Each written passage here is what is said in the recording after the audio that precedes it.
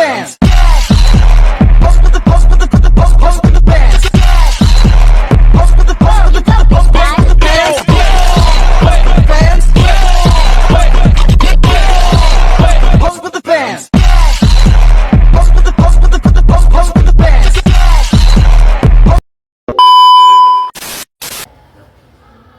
Halo semuanya, selamat datang di podcast Norma Tradisi di Era Modern dan Pendidikan Karakter Anak Sekolah Dasar.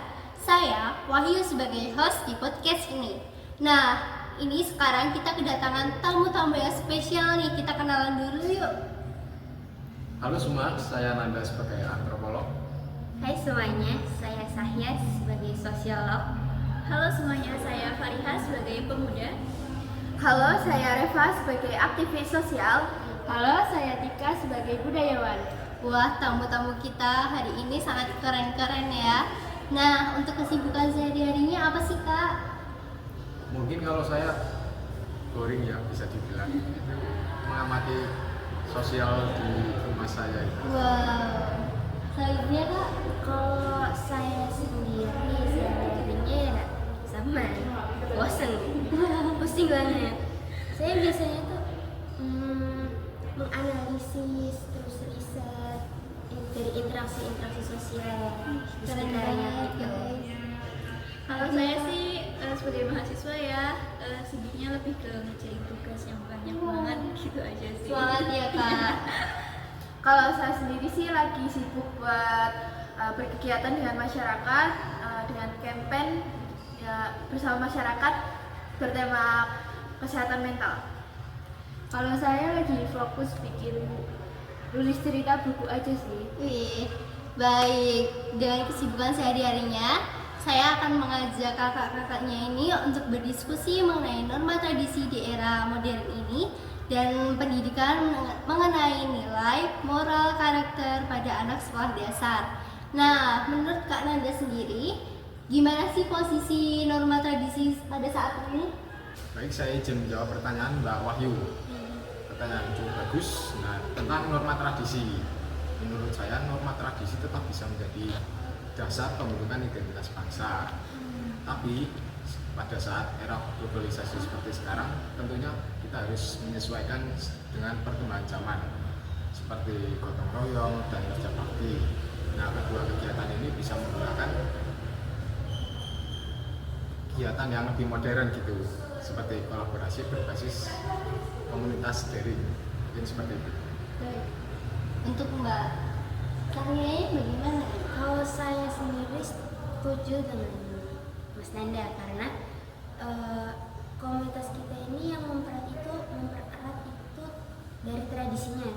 Tapi ada juga beberapa tradisi yang mengekang kita, kayak contohnya ini diskriminasi gender sama kasta.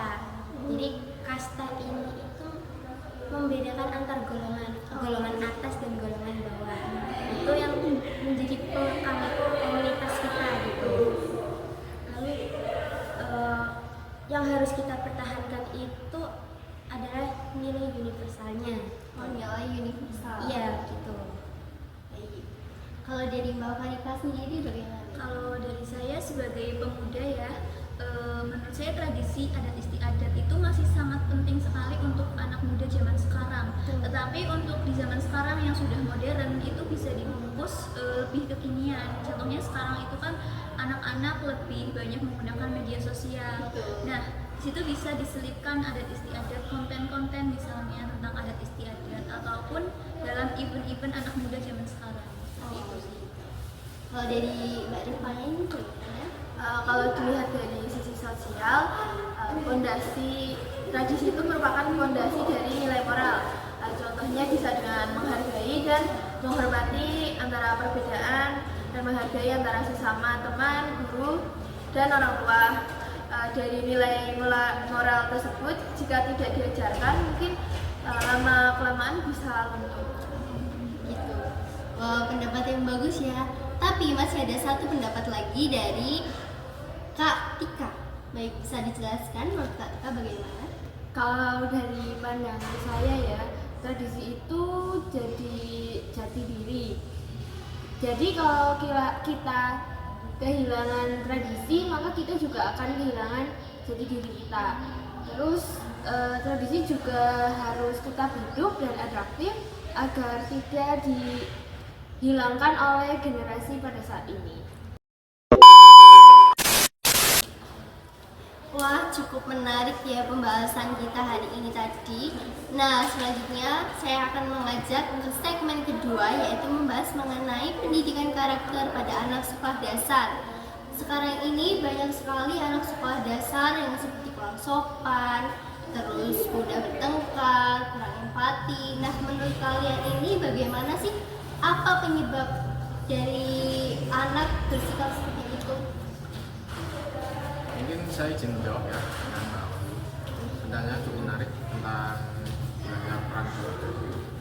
Menurut saya peran masalah utama yang melatar belakangi masalah hilangnya peran keluarga dan komunitas adalah era globalisasi, terutama paparan teknologi.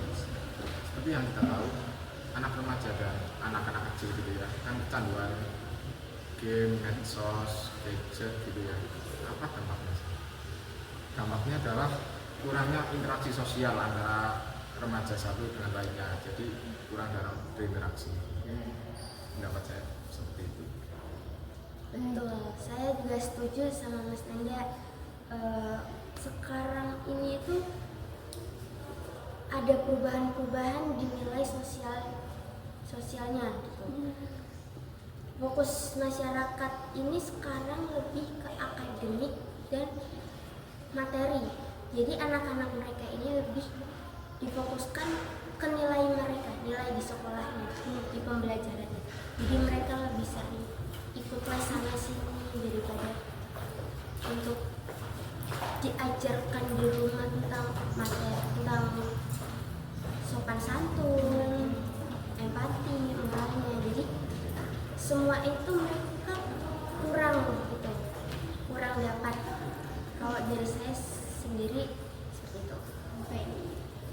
Selanjutnya, Dan ya jangan lupa anak-anak itu mencontoh perilaku kita ya. Jadi kita sebagai orang yang lebih dewasa harus mencontohkan perilaku yang baik. Apalagi anak-anak itu suka sekali dengan hal-hal yang baru dan suka dengan hal-hal yang belum dia ketahui. Jadi kita sebagai orang dewasa harus mencontohkan yang baik. Itu aja sih. Bisa juga dilihat dari masa sekarang ini, kurikulum pendidikan lebih menekankan pada aspek kognitif daripada aspek afektif mengenai sikap dan perilaku. Jadi dalam kita berbicara, dalam bersikap juga kita harus berbuat yang baik-baik agar saat anak-anak melihat bisa mencontohnya dengan baik. Kalau dari saya lihat gadget itu sekarang berperan sangat besar ya. Jadi anak-anak sekarang rata-rata ya udah pegang HP semua gitu kan. Dan mereka itu kebanyakan juga melakukan yang mereka lihat di gadget, mencontoh yang mereka lihat di gadget itu. Tapi sayangnya tanpa disaring. Jadi benar-benar kadang ada yang kurang baik, mereka tetap mencontoh seperti itu. baik, jadi dari pendapat terakhir kita tadi dari Kak Fariha, itu kan membahas mengenai game ya. Game itu kan termasuknya teknologi digital. Nah, berarti teknologi ini bisa dong untuk sebagai sarana untuk pendidikan karakter. Bagaimana sih menurut kalian, apakah hal itu setuju atau tidak?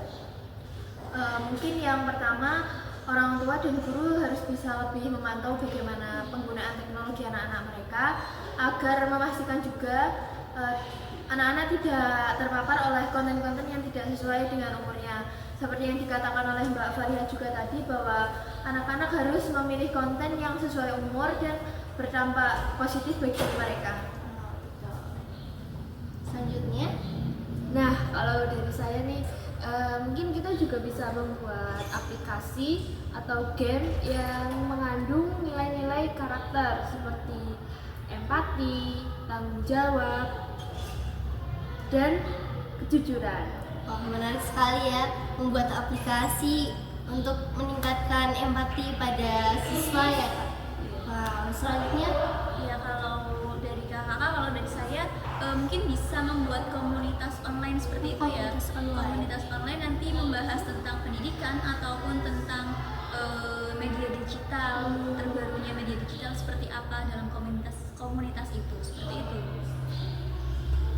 Menurut saya peran game dalam pendidikan karakter itu sangat banyak ya, karena menurut saya game itu seperti stimulus. Jadi kalau kita bisa mengerjakan suatu soal gitu misalnya, kita terpacu terus gitu.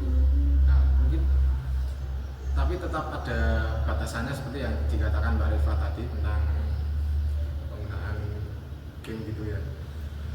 Nah mungkin untuk guru-guru bisa membuat game seperti kuis gitu kan, sudah marak. Saat saya SD dulu juga sudah ada kuis gitu, jadi memacu adrenalin siswa untuk menjawab. Oh, berarti pendapatnya dari Kak Nanda ini hampir sama dengan Kak Tika ya.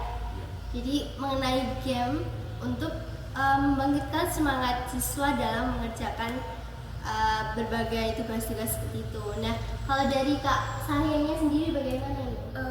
Kalau dari saya, kita justru harus hati-hati juga dengan game-game yang seperti itu, karena bisa jadi game yang seperti itu bisa merusak nilai karakter anak gitu. Karena kita juga harus memastikan setiap konten-konten dari game itu. Karena kalau seperti yang Mas Andi bilang tadi, seperti kuis tadi memacu adrenalin, itu juga bisa memicu perkelahian anak-anak karena ada yang tidak setuju, iya seperti itu. Mungkin saya izin menjawab tentang perkelahian yang dikatakan oleh Mbak saya. Nah itulah pentingnya peran guru dalam mengawasi, seperti yang dikatakan Mbak Reva tadi kan harus diawasi. Nah itu pentingnya pengawasan oleh guru maupun orang tua. Jadi tidak semena-mena, dan dalam pendidikan karakter itu kita dibentuk menjadi karakter yang tidak gerasa gerusu atau tidak semena-mena gitu. Seperti itu. Baik, terima kasih. Berarti dari berbagai upaya ini tadi, peran guru itu tetap dibutuhkan ya untuk mengawasi siswa dalam beraktivitas maupun belajar seperti itu ya. Nah, dari tadi ini udah bahas mengenai solusi, terus kemudian peran teknologi. Nah, sekarang ini saya mau tanya mengenai apa sih implementasi yang dapat dilakukan baik dari rumah maupun sekolah gitu, apa yang dapat diterapkan? Kalau menurut saya ya, itu bisa membuat mentoring untuk anak-anak yang nantinya itu bisa untuk membantu mengembangkan karakter untuk anak-anak itu sendiri, sehingga karakternya itu nanti bisa terbentuk dengan baik, seperti itu. Kalau saya nggak cuma guru yang ikut andil dalam pendidikan karakter anak-anak, orang tua yang bertemu setiap hari di rumah juga harus ikut andil dalam pendidikan karakter anak-anak. Seperti yang tadi dibilang, anak-anak kan meniru sesuatu yang baru. Jadi dalam pendidikan anak-anak, orang tua memberikan contoh perilaku yang baik. Terus orang tua juga kayak membantu mengarahkan mana yang baik dan mana yang benar, lalu membimbing anak-anak mereka dalam memutuskan suatu keputusan yang tepat gitu. Jadi itu berarti lebih ke peran orang tua gitu ya.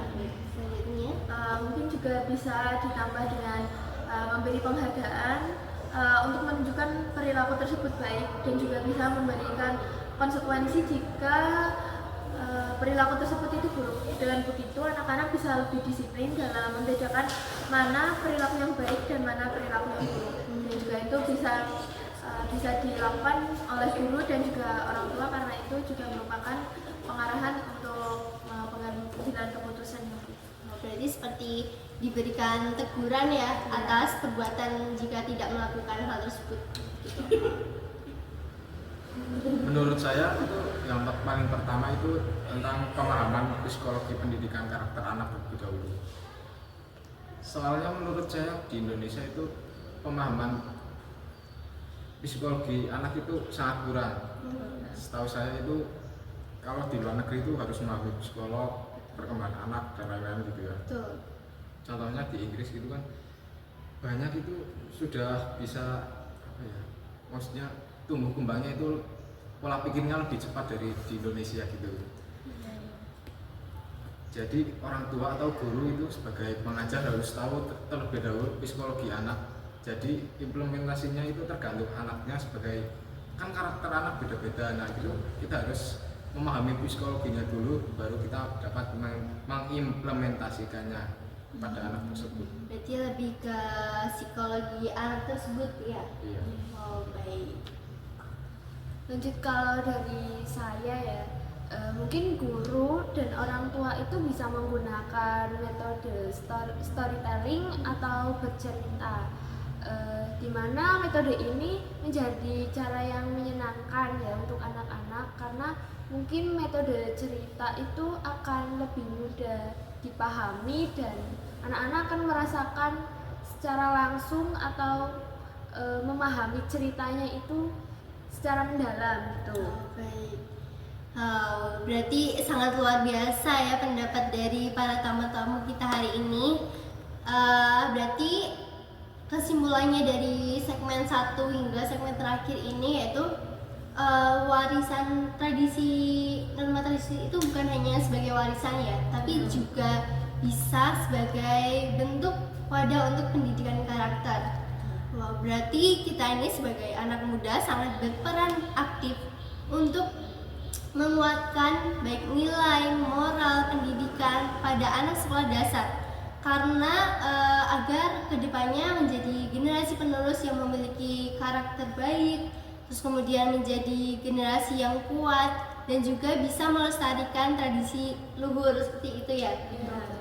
Dan juga peran gadget, peran orang tua maupun sekolahan ini sangat penting dibutuhkan pada anak sekolah dasar, gitu. Baik, wah, gak kerasa ini sudah di ujung podcast aja nih. Bagaimana perasaan kalian? Senang sih. Senang juga. Seru. Baik, saya sangat berterima kasih kepada tamu-tamu kita yang sangat luar biasa hari ini yang sudah meluangkan waktu untuk hadir dan menyampaikan pendapat yang sangat-sangat luar biasa. Nah, saya Wahyu sebagai host di sini pamit undur diri dan sampai jumpa di podcast selanjutnya. See you. Terima kasih banyak.